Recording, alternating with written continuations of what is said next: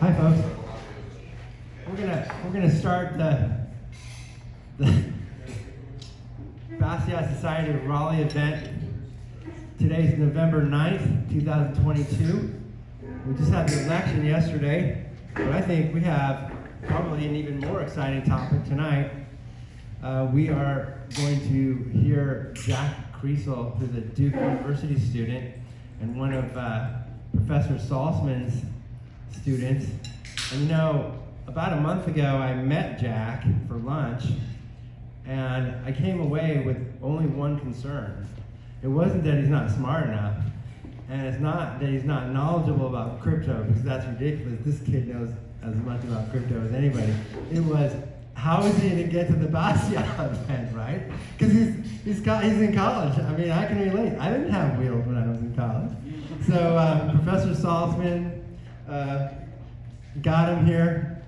I guess Professor Salzman thought it started at 5:30, so he came in on two wheels, but you know what, we're cool. And with that, Jack, take it away. Thank you very much. Perfect. Now, should I use this, or am I loud enough just talking? I think you're pretty loud. Yeah. Loud enough? Yeah. Everyone here? All right.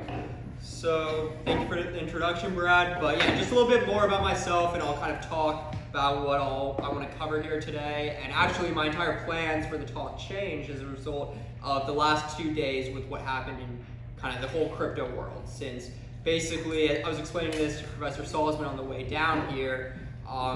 Earlier in June was Cryptocurrencies Bear Stearns moment. Yesterday and today was Cryptocurrencies layman moment. If you guys remember the 2008 financial crisis, I'm sure you do. But anyways, a little more about myself. My name is Jack Kriesel. I'm a junior at Duke University studying economics. I was lucky enough to take one of Dr. Salzman's classes my freshman year, then also took another class with him last year, and was very thankful that he decided to sponsor me to teach my very own class at Duke on Bitcoin. So first, a little bit about how I got into Bitcoin. Throughout high school, I would always hear some of my friends, some other kids in my classes talking about Bitcoin, cryptocurrency, and I thought it was the dumbest thing possible. How could these digital things, couldn't even picture it in my head, how could this have any value? I was a pure skeptic, still am in a lot of ways, but I was a massive skeptic all throughout high school. Then COVID hit, and I noticed a lot of my general politics, worldview shifting as I noticed what was kind of going on in the world, all the money that was being printed. But let's put that aside for a second. Since COVID hit, I was kind of bored just sitting at home, wasn't sure what to do with my time, and so I was a high school senior at the moment. Kind of thought it'd be fun to deposit some money onto this online poker site. So went to create an account, set up an account on this poker site. Turns out the only way I, being under 18, could deposit money onto this site was through Bitcoin. Now, I didn't own any Bitcoin. I didn't know how to buy Bitcoin. I decided to reach out to one of those kids in my class who I kept telling was incredibly stupid for just going on and on about this digital make-believe thing, and had him send me the Bitcoin that was necessary to then deposit onto this poker site. Once I went through that whole process, I kind of stepped back and thought this was pretty cool. I'm under 18, I'm not allowed to have a credit card, or I didn't have a credit card, and I just sent money halfway across the world. I basically didn't have to ask anyone's permission to do that, didn't have to go through the traditional banking system, and it worked. I created my own Bitcoin wallet. I had no idea what that meant at the time. I had this kid send me money, then I sent this money to, I don't know, some probably Caribbean island where this poker site is hosted, and they received their money, they credited my balance. Now, part of me kind of wishes that I did not end up using that Bitcoin on poker, since that was right when Bitcoin was maybe at $2,000, so that would have been nice to still have. But once that kind of realization hit in my head that, this is kind of a cool technology. Before, this was never tangible to me. I'd seen on the news that, Bitcoin hits $20,000, Bitcoin hits $18,000, Bitcoin falls to $5,000. Serves those people right, who's buying this make-believe thing. And then it started becoming slightly more tangible. Now, I had no idea why anyone would ever put any of their money into it, but I started doing more research. I started learning, and again, what was happening at this time was COVID, lockdowns, I started shaping more of my worldview, and it turns out that what I was reading about when it came to Bitcoin was it made a lot more sense in the context of the world. I kind of said, hey, it makes sense that people find value in this sort of asset similar to gold that exists outside of the traditional financial system. And now Bitcoin and gold, they share a lot of similar properties. And I've talked at length with Professor Salzman about this, since he's a big proponent of the gold standard, and the gold standard, as I'm sure you know. But so we've kind of gone back and forth on how I view Bitcoin as basically the young person's gold. I don't see anyone in my generation growing up being interested in some shiny old rock. I mean that kind of jokingly. I intend to own some gold hopefully in my day. But yeah, so anyways, that's kind of how I first got into Bitcoin. As I kind of fell down the rabbit hole, learned more about Bitcoin, I realized that this is where I want to devote a lot of my just intellectual curiosity towards. So I started writing my own articles for this magazine, Bitcoin Magazine. Then as I started getting more involved with that, I wanted to that's when I reached out to Dr. Salzman to see if he would sponsor me to teach this class at Duke on Bitcoin. So last semester, when the class first went live, I didn't advertise it at all. Frankly, I didn't want my friends to view me as the Bitcoin guy or anything like that, so I didn't tell any of them that I was teaching this class, didn't publicize it anywhere, but turns out people are pretty interested in this subject. So the very first day, it got over 20-something signups. Now, I had to limit the class to 18 kids, and it was a pretty cool experience teaching my own class. I mean, not a whole ton of college kids get to say that, and it was so much fun seeing how at the beginning of the class, basically everyone had the same perspective I had, that yeah, Bitcoin, cryptocurrency, it's a bunch of junk. Now, I'm going to preface it by saying 99.9% of all cryptocurrencies, it is junk, it will always be junk, and hopefully some of that junk, as a result of these last few days, is going to start getting kind of expunged from the system. But yeah, so teaching that class was a very cool experience, and this past summer, I worked for this Bitcoin-only company. Now, I'm going to talk a bit about the cryptocurrency industry in general, since in my mind, I see a distinction between Bitcoin and crypto. Now, when it comes to most people, it seems kind of counterintuitive. It's all one thing. Bitcoin is the first cryptocurrency.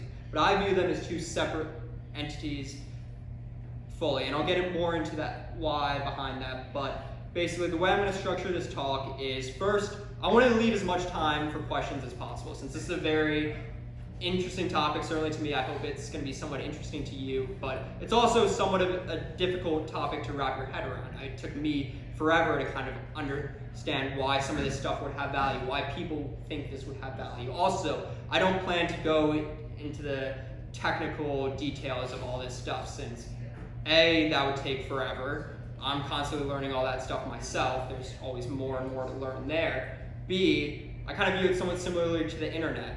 All of us use the internet on a daily basis, as I'm sure, yet how many people actually know how the internet works or can explain it? Very few. And so ideally, Bitcoin, crypto, it's this complicated topic. Maybe one day it'll be similar to the internet in that it's simple enough for people to use, simple enough for people to see how it can benefit them to where they can use it without understanding all the complex technical things that go behind it. But what I want to talk today about is, now the title of the talk is How Crypto Fails. And so what I initially planned to talk about when I came into this talk was briefly explain Bitcoin, crypto, why people are interested in it, why people hate it so much, because as I'm sure you notice in the media with most people, this is a topic that gets some people fired up. There are a few professors at Duke who are very anti-crypto. I remember one professor, I read an article of his in the Wall Street Journal that said we need to ban cryptocurrency to fight ransomware. I don't necessarily see how banning a currency fights ransomware. Maybe we should make ransomware illegal, but it already is. That doesn't stop people from conducting ransomware. So people have very emotional responses to this stuff, and I understand why they do. But so I plan to touch a little on that, or at least initially, my plan was to talk about that, talk about how crypto may fail, list out a few reasons, and then talk about how crypto may succeed, or what crypto succeeding, what Bitcoin succeeding actually entails. But the last 2 days, will go down as probably the most impactful days in Bitcoin and crypto's history. So I'm going to start out by I want to spend most of the time talking about that, then answering all your questions. But first, for a little introduction to Bitcoin and crypto. So Bitcoin is the first ever cryptocurrency. It was founded about 14 years ago. Actually, I think 14. I remember last week was the 14th year anniversary of the Bitcoin white paper. The Bitcoin white paper was where Bitcoin was first, as an idea, was introduced to the world. It was written by Satoshi Nakamoto. Now, Satoshi Nakamoto is a pseudonym for the creator or creators of Bitcoin. No one ever knows who actually created Bitcoin, and a little very vague, nebulous beginnings. Now, everyone within Bitcoin or who understands Bitcoin has their theories on who Satoshi Nakamoto is. I could write out a list, basically 20 people ranking who I think it is, which people are most likely to work together on this, but frankly, I don't think it matters who created Bitcoin. I also think it's Bitcoin's greatest strength that no one knows who created it. There's no central figurehead, and I'll speak to why that's so important, because that's, in my opinion, the way a lot of these cryptocurrencies fail.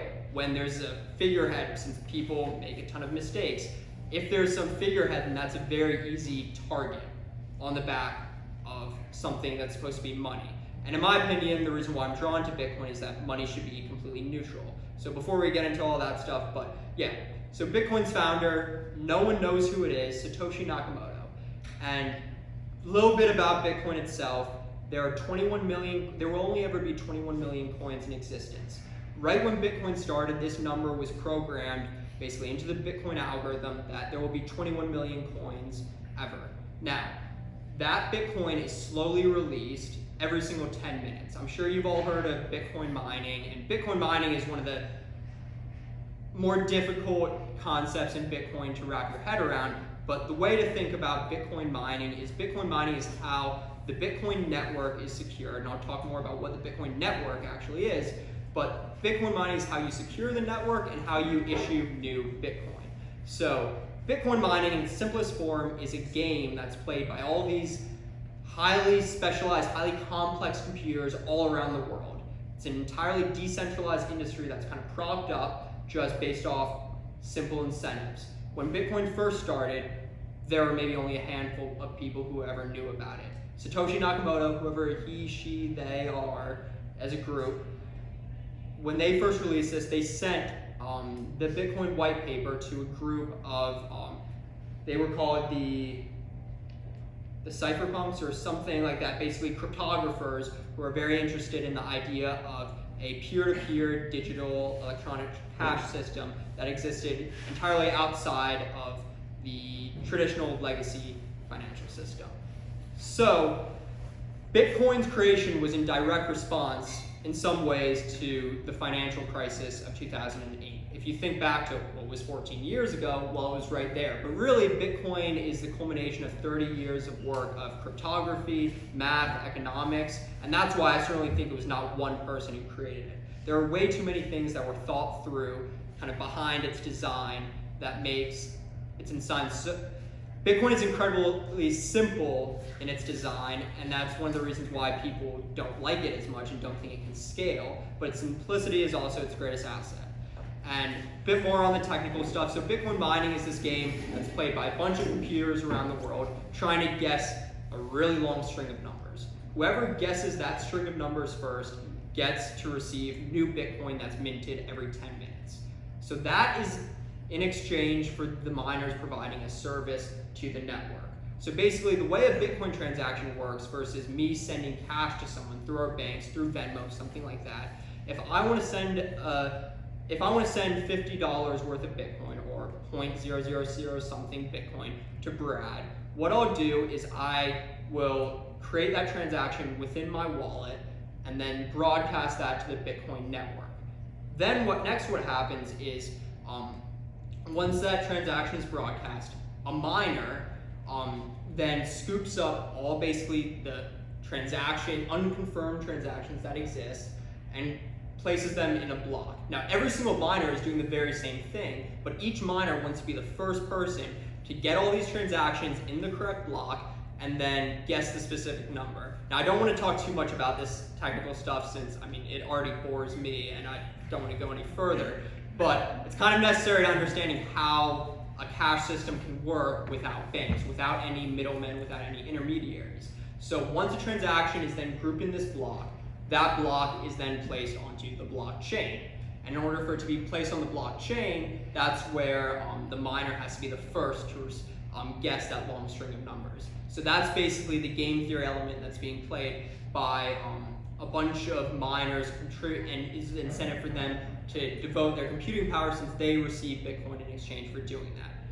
But the reason this secures the network is that once a set of transactions is placed on the network, then you cannot go back and get change. It would require, this is again where it gets too specific, so I don't want to spend too much more time talking about the technicals, and we'll probably stop there. But if you want to learn more about that, feel free to ask me. But yes, what I find most interesting about Bitcoin and crypto is not the technical stuff. Since again, if I wanted to give a talk about how great the internet is, or why the internet could fail, I would not want to talk about all these technical things, since that's frankly not how this stuff fails. The technical stuff, frankly, I'm not concerned with at all. That's just how you need to understand Bitcoin and how it can work. But now, what is crypto? Why does cryptocurrency exist? So Bitcoin was started with the purpose of being this digital money, this digital form of cash that existed outside of state control. Other cryptocurrencies, mainly starting in 2014, went to build off of that initial idea. But they realized that they can't necessarily create money. So they tried, or basically the circumstances that came around creating Bitcoin cannot necessarily be replicated. Again, there's no central figurehead. That saves one area. If Bitcoin is to be this decentralized form of money and another decentralized form of money, new cryptocurrency comes along and surpasses Bitcoin, well then what's that to say that another form of cryptocurrency is then going to come along and pass that one?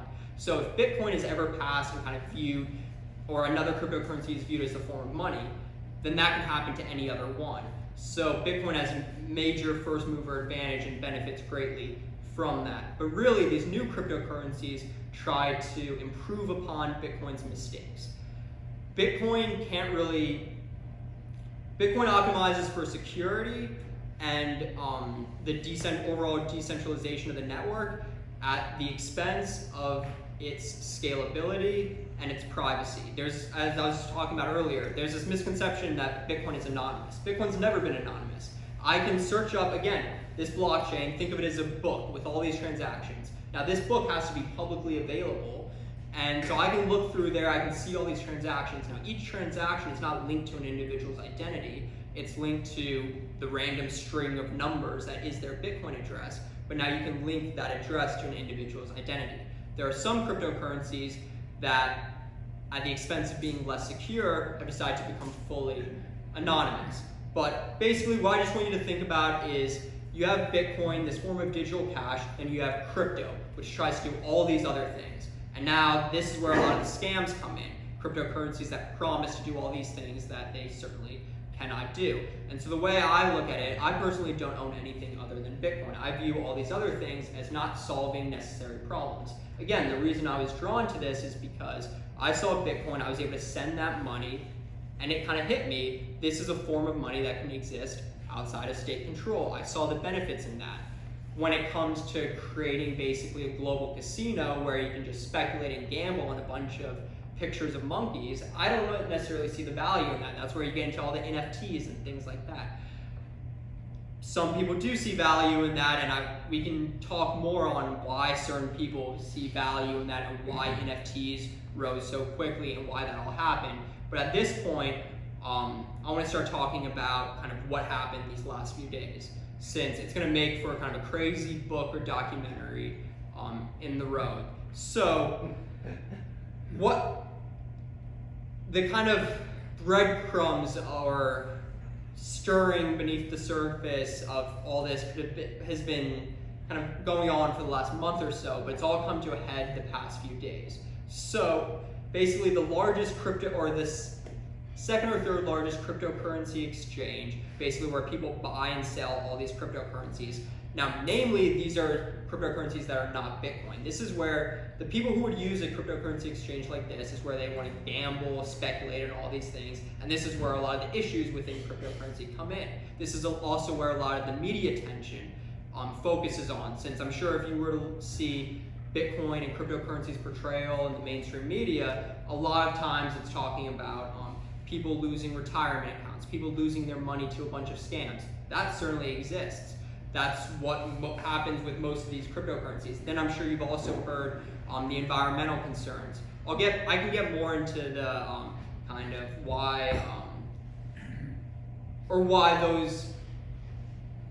why the media's depiction of that is not fully accurate. But that, again, I want to shape this a lot by what your questions are. So I only want to go on a little bit longer, kind of talking about what I plan to talk about. But anyways, the last 2 days. So there's this company, FTX. It was founded by someone named Sam Bankman-Fried. Sam Bankman-Fried had kind of a meteoric rise to power, as a lot of people within crypto do. A lot of people, a lot of grifters, a lot of charlatans, a lot of just people looking to make a quick buck, crypto is the perfect place for them. You can essentially create your own money. I mean, what's an easier way to make money than basically printing money? I mean, we've seen the Federal Reserve do that, so why don't you just basically have your own Federal Reserve where you can constantly print your own money? So, crypto's been this vehicle for the last few years for people who want to turn a quick buck. Sam Bankman-Fried, he started this cryptocurrency hedge fund. Then later, and this information is kind of all coming out, but basically, in order for him to leverage up his hedge fund, he decided to create an exchange where people can buy and sell cryptocurrency. And it turns out he was using customer deposits in order for him to leverage up his hedge fund. So there were these two sister companies, the exchange and the hedge fund. And this has been going on for years. So Sam Bankman-Fried, 2 days ago, his net worth was $16.3 billion. He's only 30 years old. He's been on the front page. He was on the front page of the New York Times today. He's had a number of Wall Street Journal articles talking about him, New York Times articles. He's testified in front of Congress. He's basically been the poster child of cryptocurrency for the last year. When you watched the Super Bowl, you probably saw 2 or 3 FTX commercials with Tom Brady as one of their investors. He's one of their spokesmen. Steph Curry on the Warriors, he's one of their investors and spokesmen as well. They had a conference this past year where on the panel it was Sam Bankman-Fried and Bill Clinton. I don't necessarily know why Bill Clinton is talking at a crypto conference. I would love to be the person who could explain it to him. I wonder how that conversation would go down. But essentially just think of Sam Bankman-Fried as the face of crypto in a sense. And now you can probably see the problem or issue with that when the way this all started with Bitcoin was there's no face to Bitcoin. This is an entirely neutral form of money. Whoever Satoshi was decided to stay fully anonymous, and since that was what was best for Bitcoin. But anyways, we've got this character, Sam Bankman-Fried, and his net worth 2 days ago, $16.3 billion. Yesterday, $990 million. Today, well, I don't know, it's not going to matter much since he's certainly going to jail for what he did, so we don't even need to really focus on what his net worth is. But essentially what happened is that Sam Bankman-Fried built this massive cryptocurrency exchange, and then he had also the largest cryptocurrency hedge fund. Within his exchange, he issued his own cryptocurrency called FTT, the FTT token. Basically, it was a token that would allow you to have cheaper trading fees while you use the exchange. And so he issued this token, basically printed his own form of money. Well, last week, it was the balance sheet for this hedge fund, Alameda Research, was released. And it turns out Alameda Research is the largest holder of this token, FTT. So the largest holder of the token that this exchange listed, Alameda listed $5 billion in assets of this token. But now this token can only really be used on FTX, and that's its whole purpose. So it's incredibly illiquid, and that value is basically all being propped up. But what it turns out Sam Bankman-Fried was doing is he has this cryptocurrency token that he owns. he was then taking loans out against, or the company was taking loans out against this token that they own that is essentially worthless since the value is being propped up by this hedge fund. And so he was taking out massive loans. In a sense, he was gambling with basically the customers' deposits on separate cryptocurrencies. Like, we don't even need to go down the list of all the cryptocurrencies that he was doing, but it's kind of crazy that this was all happening. And there were some people who kind of foresaw this, saw that it was happening, but now we've got this other character coming in. His name is Changpeng Zhao. He started this company called Binance. Binance is the #1 largest cryptocurrency exchange, and they were FTX's first investors. So those two companies were linked from the onset.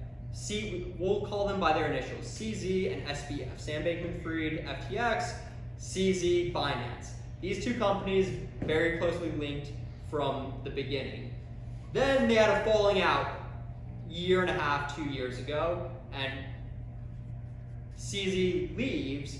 FTX, in the agreement that they had, that basically the payout for that was FTX gave CZ and Binance $2 billion of this token FTT. So CZ is one of the largest holders of this FTT token. Just store that away. CZ, now it's important to understand what SBF has been doing for the last few months. He spent all of his time in Washington lobbying Congress to basically, since a lot of the cryptocurrency regulation, there really isn't much right now, since, let's face it, could you imagine trying to explain to half the people in Congress and in the Senate all this stuff? I don't know what those conversations would look like. I just can't imagine that happening. So that's why a lot of people who understand this stuff are very worried that is there going to be any reasonable legislation around this. So that's where SBF comes in, and he's going to explain it to everybody. He's going to explain just how cryptocurrency works, the good stuff, the bad stuff. Well, he's going to come in and basically say, yeah, Bitcoin, that's terrible for the environment. There needs to be more regulation on Bitcoin itself, but let's leave kind of coins I have.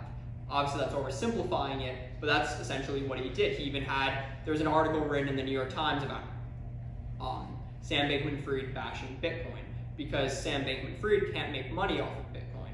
Since again, Bitcoin can't necessarily be manipulated, but Sam Bankman-Fried can make money off of his own initial token. So what you'll notice is that a lot of the incentives align for the regulation to be very anti-Bitcoin, but pro-cryptocurrency. So this Sam Bankman-Fried, for the last few months, has been spending all his time lobbying Congress, basically on his company's behalf.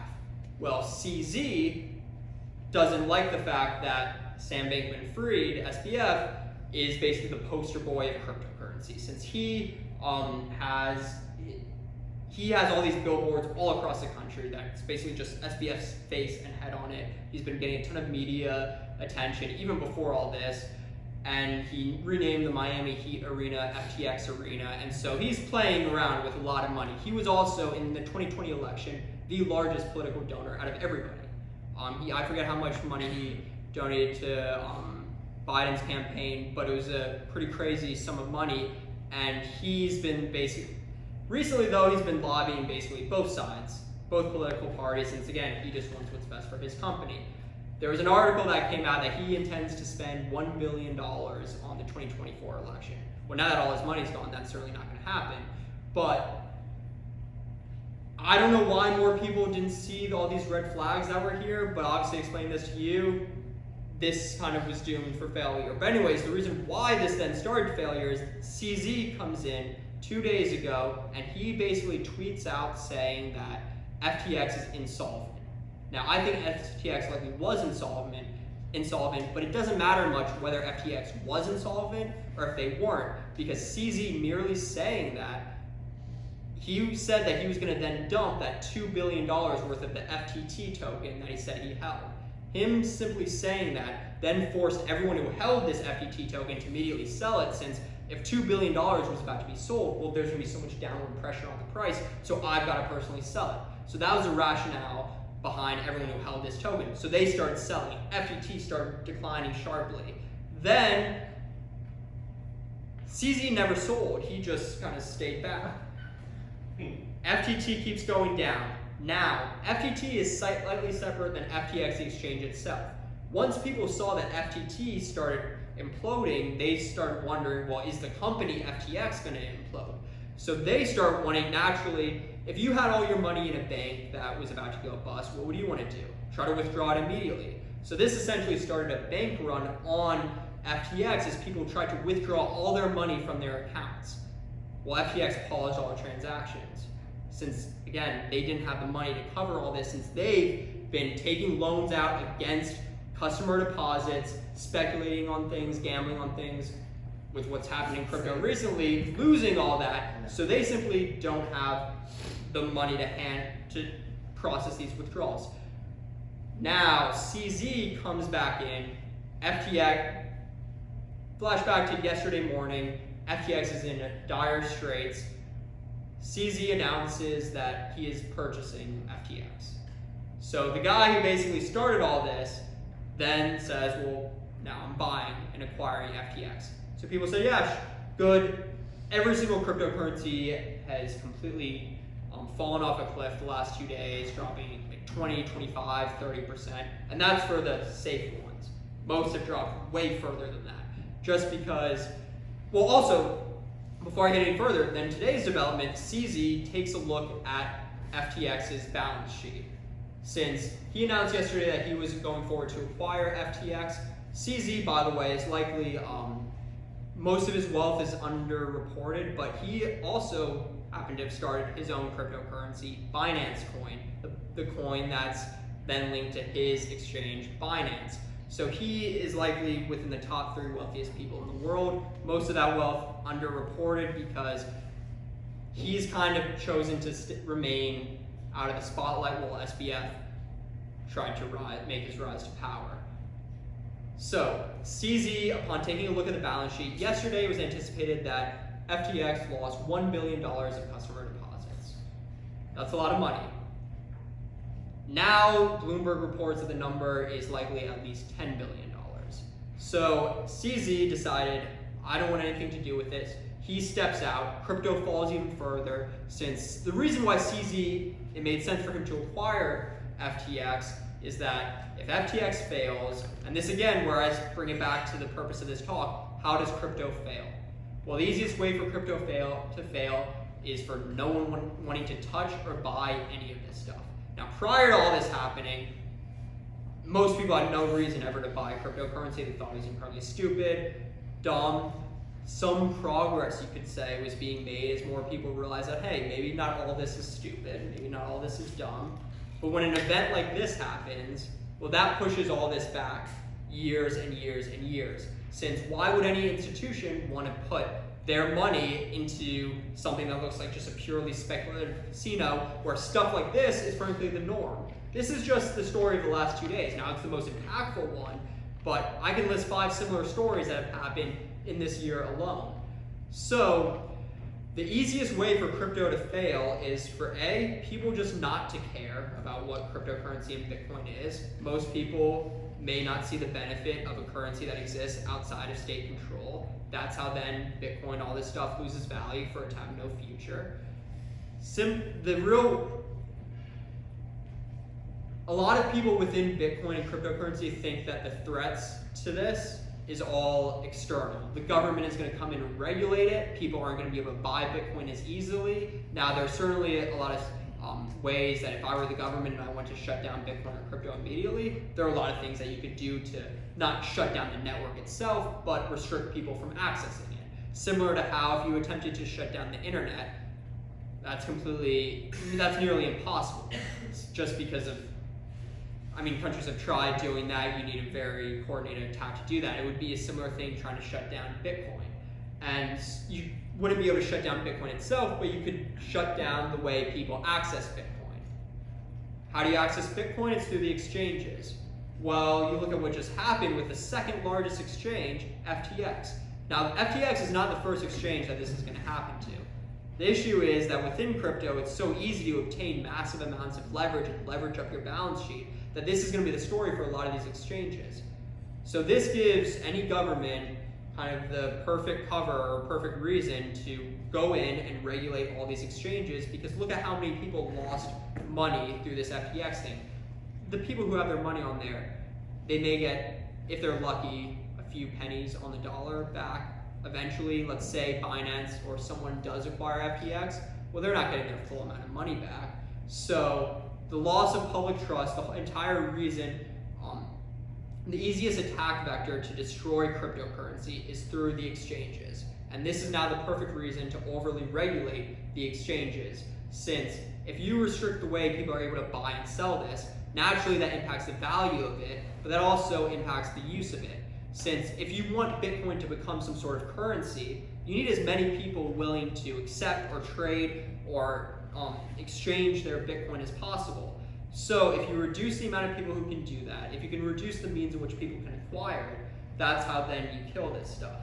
So where most people thought the greatest threats to Bitcoin were, again, external things, that's never been the case. It's always been people's own greed within Bitcoin, or I won't say within Bitcoin, because none of the Bitcoin-only companies have gone bust over this. It's largely the companies who are focused on promoting these, as I coin them, or not as I coin them, this is what they're generally called, shitcoins, since they're basically these cryptocurrencies that have no real purpose or reason for existing. The people who created them know that there's no reason for them to exist.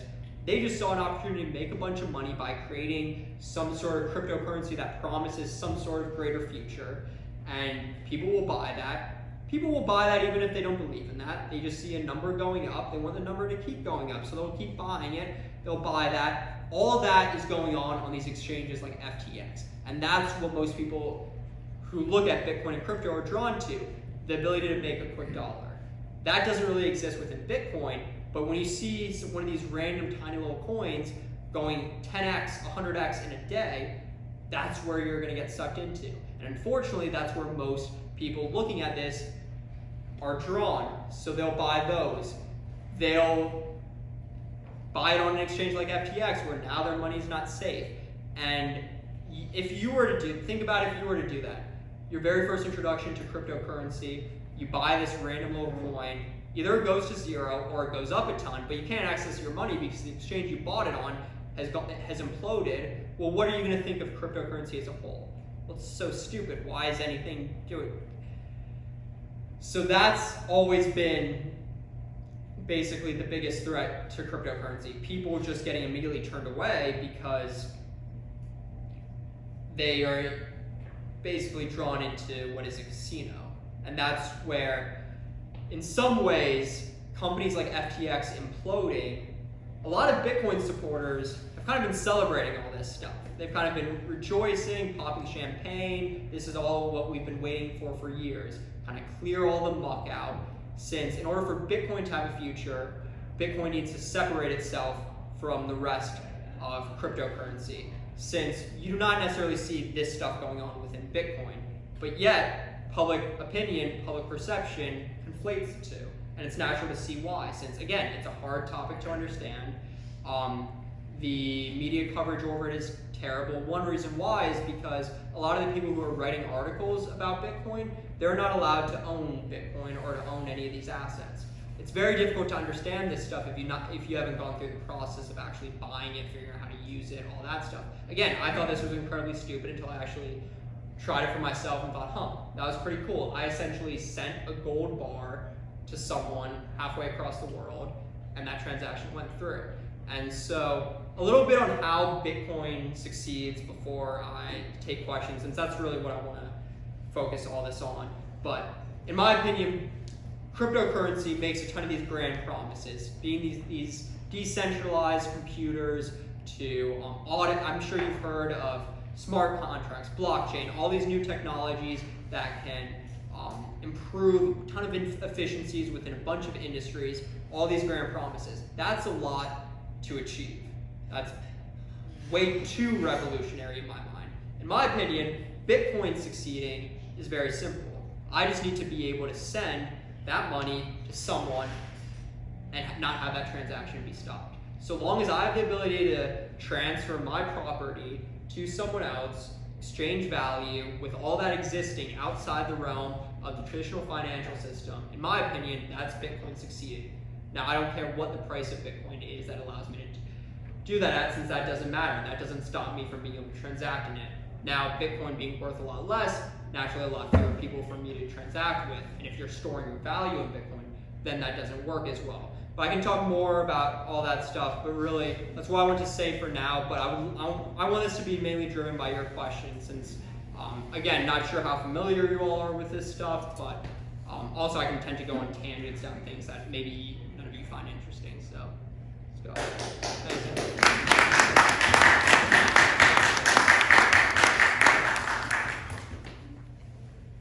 So, I guess just on its very highest level, if you were taking cryptocurrency, it seemed like it had a degree of acceptance. I recall reading that some large investment banks were using it as a type of potential hedge or an offset or portfolio management. So to the extent that there's kind of this volatile period, do you think that the future of it holds that cryptocurrency, and I'm talking about cryptocurrency as a group, bigger than Bitcoin, has a future that has a place in, say, larger financial society? I'm not, with all what's going on now, it's taking a hit in terms of its acceptability is still suffering from all this. But absent that, it seemed to have a period where it was kind of on the rise. Wasn't it about a year ago? It was worth, there was $3 trillion. Actually, a year ago today, it was worth $68,000. Right, and today it's worth what? Well, I'm not sure. Probably dropped even more within the time that I started this talk.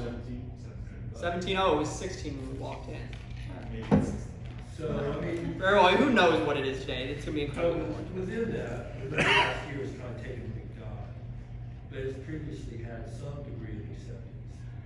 Do you see in the long term, after all the kerfluffle and all the bad players are kind of edged out, does this type of, I don't know if you call it an asset class, what do you call, how do you refer to it? See, that's a tough thing, since Is it money, is it an asset? that's the thing. Bitcoin's trying to be money, or maybe a sort of reserve asset, or something similar to gold. The simplest way to view Bitcoin is as a digital bar of gold. It's also the easiest way to see value in Bitcoin. Why does gold have value? Well, gold has value because for thousands of years, people have seen value in it. It's an incredibly durable rock. It's also a shiny rock. People were attracted to it. Maybe that's why it was first used as money. But gold still holds value because, again, people see the value in it, and it has properties that make it a very good store of value, in that it's durable, that, again, all those properties just inherent to it as an element. I view Bitcoin in a similar way to that. It has a fixed supply, and that basically all the security elements that come into play in terms of mining and all that make Bitcoin the asset with the most potential to basically store wealth, or be a digital version of gold. And so this is where you saw this narrative, largely by a lot of traditional financial institutions, where they were comparing, or they were viewing Bitcoin as digital gold. And so that's kind of the easiest investment case for it. And where you start viewing cryptocurrency as an asset class is difficult, since all these other cryptocurrencies are trying to do very different things. Some of them are trying to be global computers in a sense. And so you wouldn't necessarily, there are basically a bunch of mini asset classes within cryptocurrency in general. The issue is, though, they all kind of follow the same price action. And Bitcoin and cryptocurrency in general, if you've been following the price of it up until this point, it tracks other risk-on assets and the S&P very closely. So there's the whole narrative that Bitcoin is basically a hedge against all this other stuff. It's largely untrue, or Bitcoin and crypto is a hedge against all this other stuff is largely untrue, because it's basically following the same price action. Maybe it's slightly more volatile in some cases. It's not separated from the legacy financial institute system in that sense. And going forward, I think that the events of the last few days, and kind of maybe even the last few months, that's basically, no institutions are going to want to come into the space right now. That was kind of a question ultimately. Yes. Was, given where everything's going right, do you see this evolving to something larger than just, it seems like it's starting to be relegated to a curiosity that's kind of over here in terms of an alternative financial system class asset. Does it have a future larger than where it's being allowed to go right now? Yes. So easiest way to answer that is that who knows how long it takes for the institutions to come back after all this dust settles, but just from a pure risk standpoint, they're not going to want to touch anything Bitcoin or crypto related for a while. And there are going to be even more second order effects of what happened these last few days that come out. But once all that settles, if anything,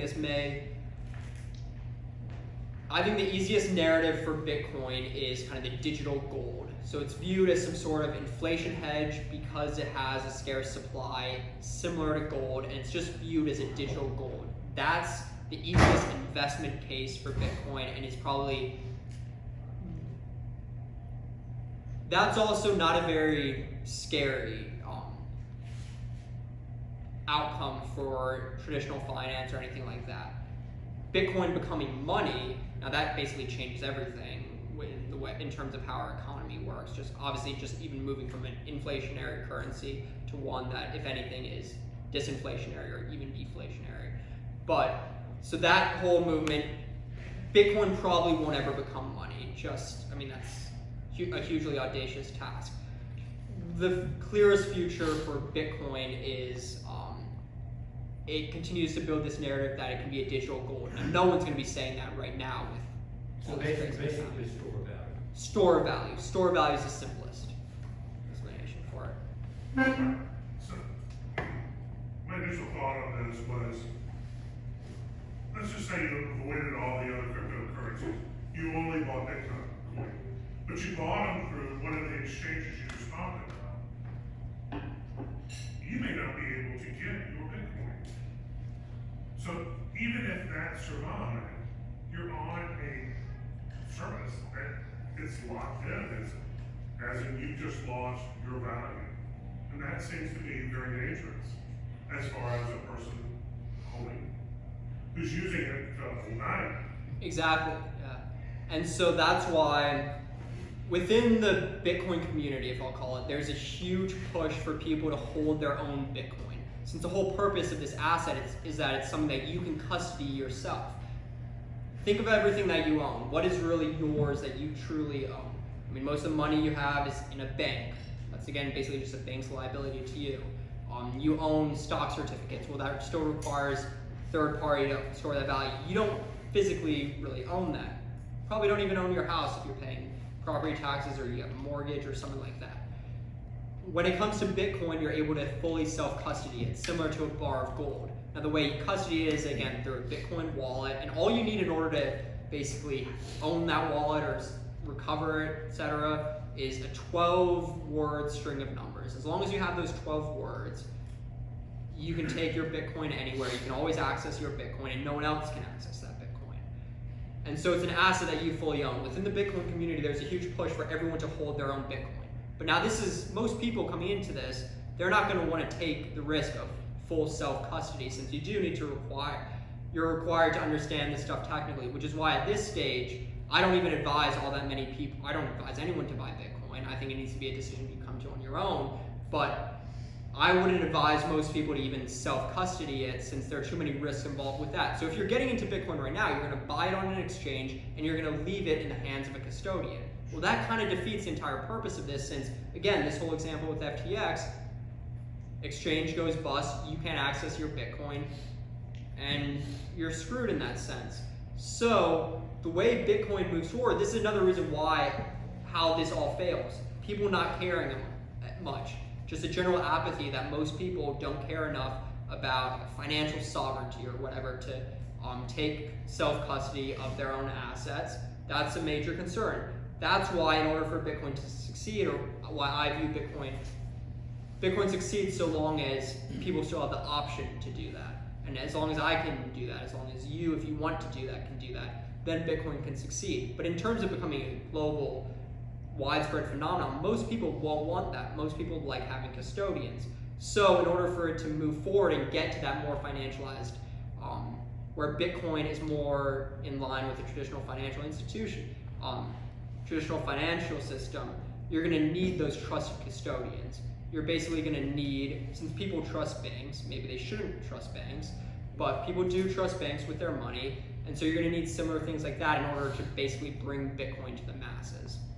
Which brings me to my next point, is about a year ago, large brokerage firms started adding cryptocurrency as funds, and then putting those funds into retirement plans. So there's two parts to that I'm thinking of, is they don't necessarily have to go after these exchanges.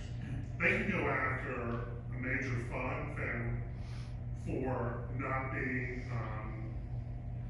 producing their fiduciary responsibility. Or go after the company that somehow foolishly allowed this to be in their retirement plan for not being the fiduciary they should be to allow that to go in. So I think this becomes a legal challenge, and it's going to get tied up in that, in my Definitely. And there are a lot of issues that even people are exposed to Bitcoin when they might not even know it. There are a few companies that hold Bitcoin on their balance sheet. If you own a share of that company, then you are indirectly exposed to Bitcoin. Now, should companies be allowed to hold Bitcoin on their balance sheet? Again, there are going to be a ton of legal questions that are answered down the road, and it's an incredibly bleak future in terms of regulation around this stuff. Also because, I mean, even right now, the way Bitcoin is regulated is somewhat insane. By some agencies, it's viewed as a commodity, and by others, it's viewed similar to how a security would be. For example, if I were to send Bitcoin to any one of you, well, technically, you would have to calculate, I'm forgetting these financial terms right now, but you have to pay slight capital gains taxes on the difference between it at the point that I sold it to you, so you can't use it as a currency. It's completely impossible to use it as a currency right now. There's where your brokerage firm comes in. Because you have to have a cost basis, and then what you sold it at. Exactly. If you had gains or losses. Exactly.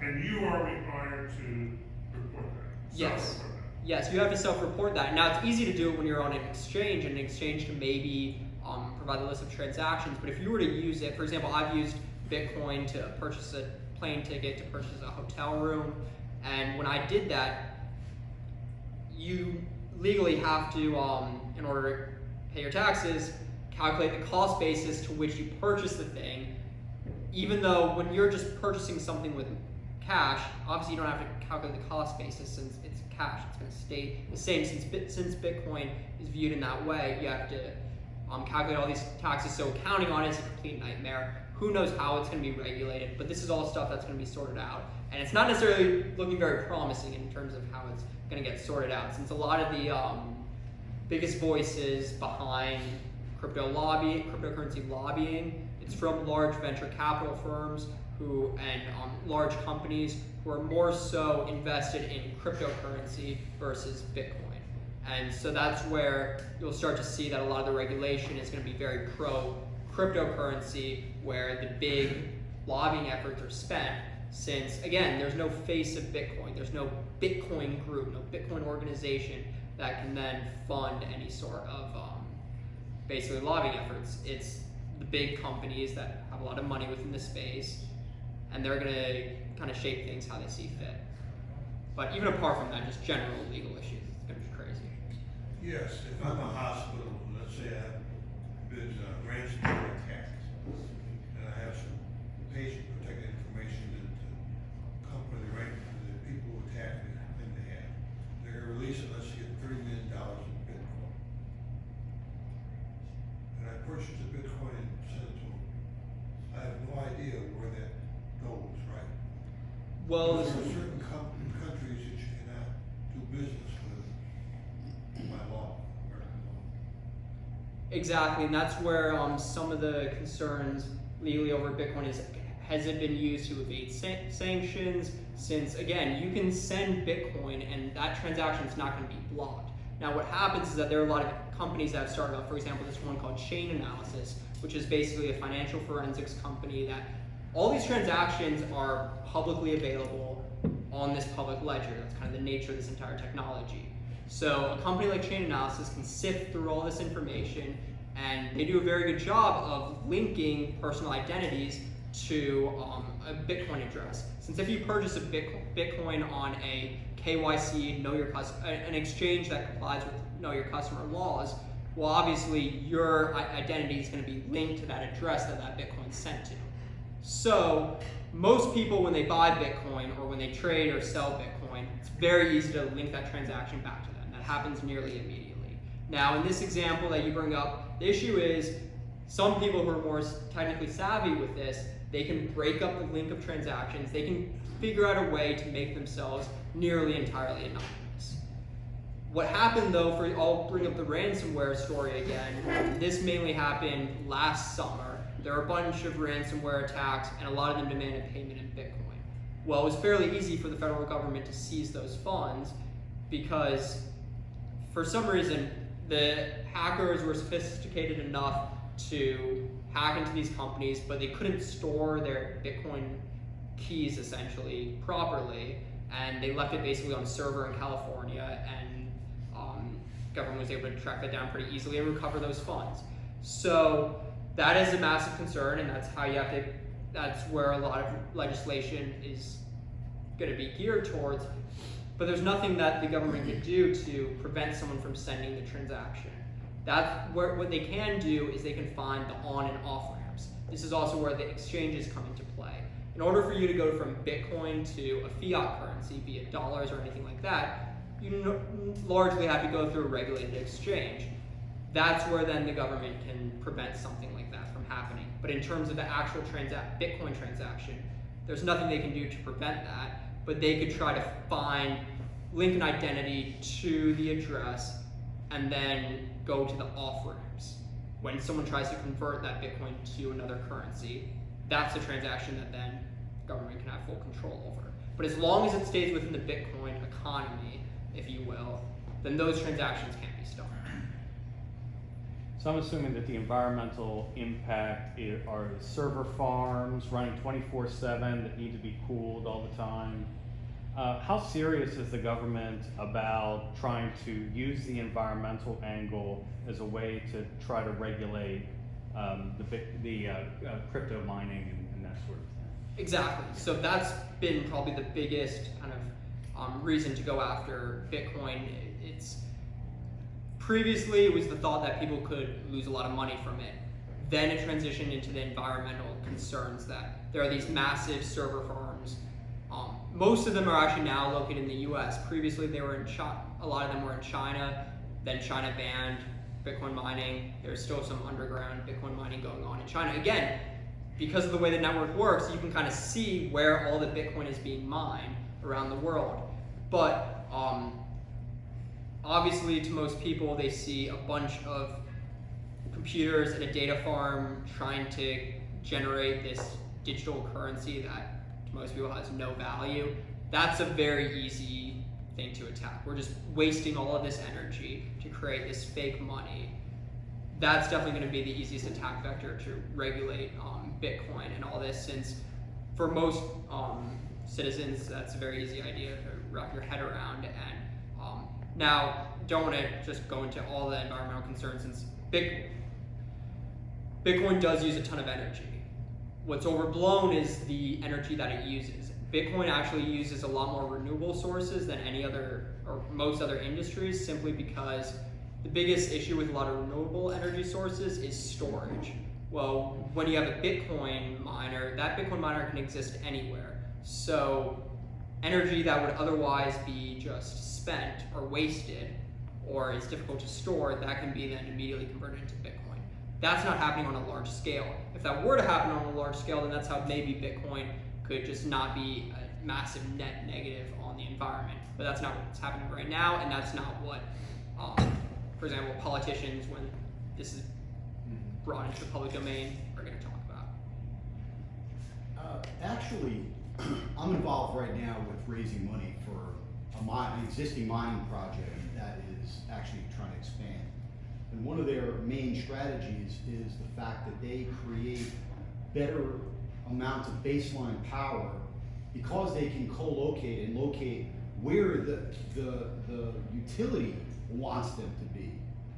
it actually has a massive net benefit, in addition to the fact that they have a firmware that allows the servers to run a lot more effectively. Because one of the real problems with it, this is my understanding of it, is that everybody and their brother decided just to order hundreds and hundreds of servers from China with no care in the world about how they would run.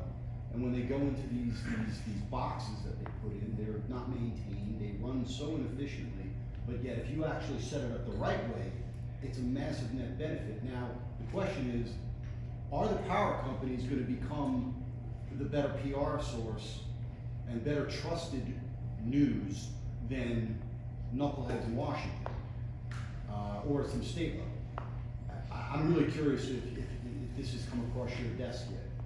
I'm glad that you brought this up, since if anything, the thing that makes me most excited about Bitcoin's future, or most interested in Bitcoin's future, is the way that it basically, its relationship with the energy industry. Since I view Bitcoin as a way to make the energy industry more efficient. Since, let's say you're an energy producer, you can either supply, since Bitcoin is essentially energy money, you're converting energy directly to money.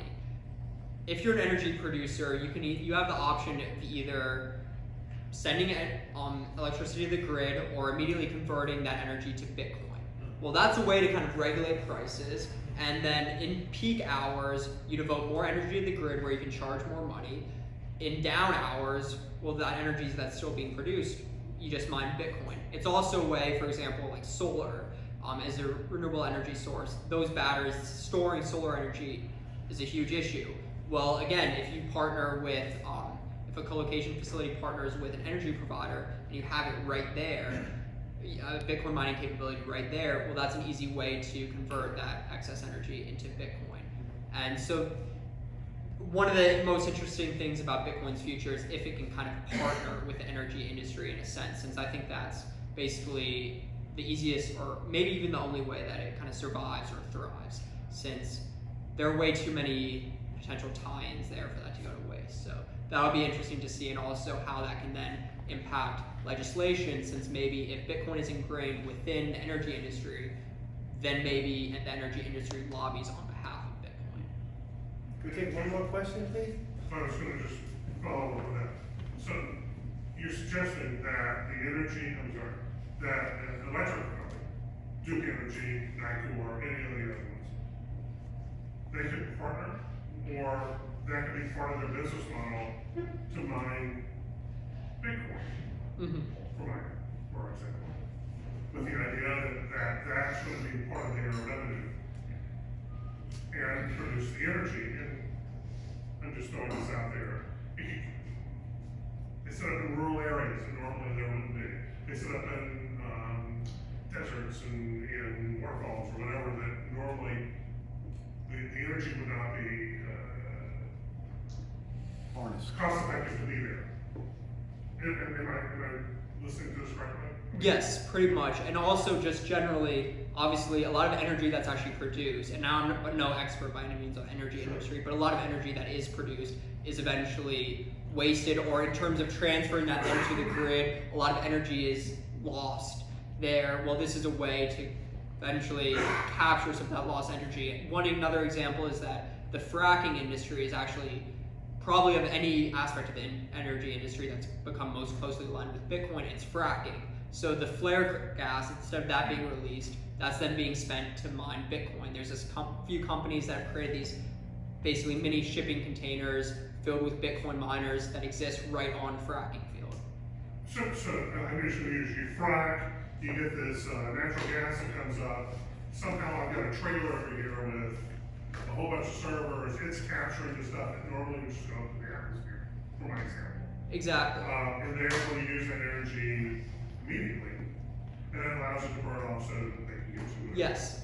Okay, And now that still counts as energy that's being used, but that's energy that would otherwise be wasted. So that's why then maybe that's not viewed as negatively, and it certainly should not be viewed as negatively by Washington, since a lot of Bitcoin's energy even now still comes from wasted energy that would otherwise be wasted. So that should not necessarily count against Bitcoin's energy use if the energy would otherwise be wasted.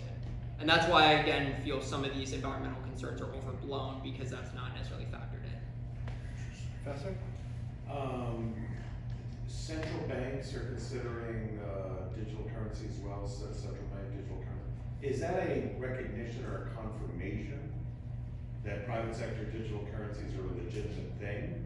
Or do you interpret it more as them trying to co-opt private sector provision? So a central bank digital currency is entirely separate than cryptocurrency or Bitcoin. Since again, let's think of what Bitcoin was started for. Peer-to-peer electronic cash system that exists outside of the state. No centralized authority, no centralized issuer.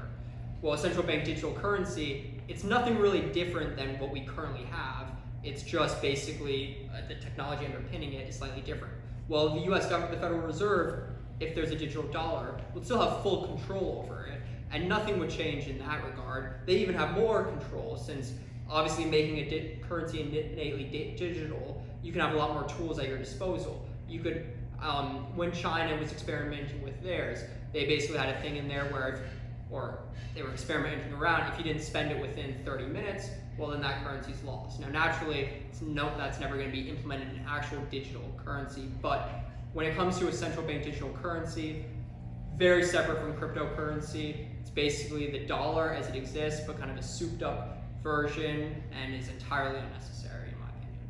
But And it is the goal to get rid of paper money because of tax evasion or black market activity. If they did digital, they could track everything.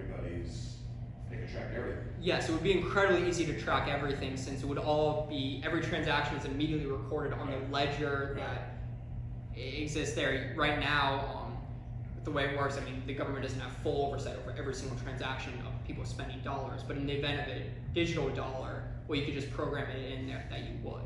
And so that's why a digital dollar is pretty concerning, just from a privacy standpoint, incredibly concerning. It remains to be seen how a digital dollar is designed, but its existence would kind of have the potential for any of those designs to be implemented. Well, thank you very much.